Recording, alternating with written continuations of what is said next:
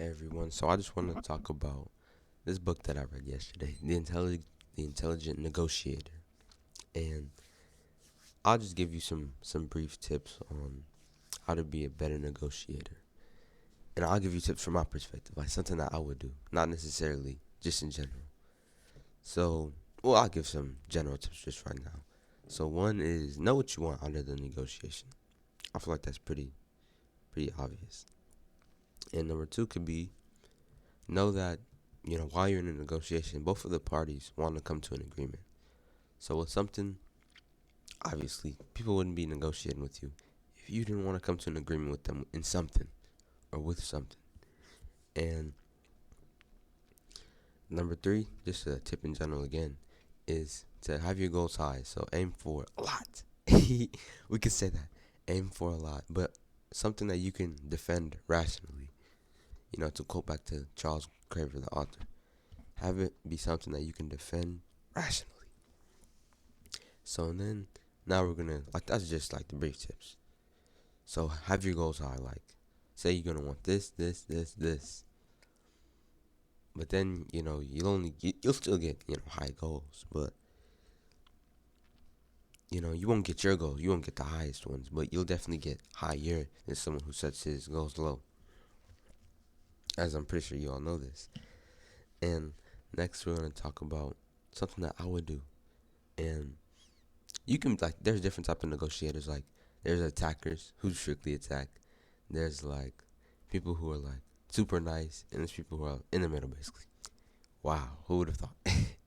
But I would say I aim towards the middle slash attacker. So I would attack someone, and the way you can do that is like there was some examples. Like, one is using time pressure. Say, oh, I gotta leave at this time. Make the decision now. And when people make decisions quickly, like, usually not gonna be the best decisions. But I would say it can be a good decision, but it just depends on the situation. Like, when we've read from Blink, split second decisions are not always terrible. So it cannot be, it might not be terrible, but time pressure, basically, to get what you want faster. That's something that's very valuable, very very valuable. And other things that you can do are like basically just pressuring the person to do bullying, which you don't have to do it, but just like get like a little personal. And another thing that you can do to, I don't want to say pressure someone, but change the deal, is like just be silent. So like when they tell you the deal or what's, whatever, it might be whatever.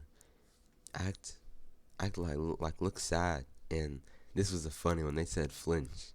So like when you hear what they want, just flinch. So then they know like it's not going down.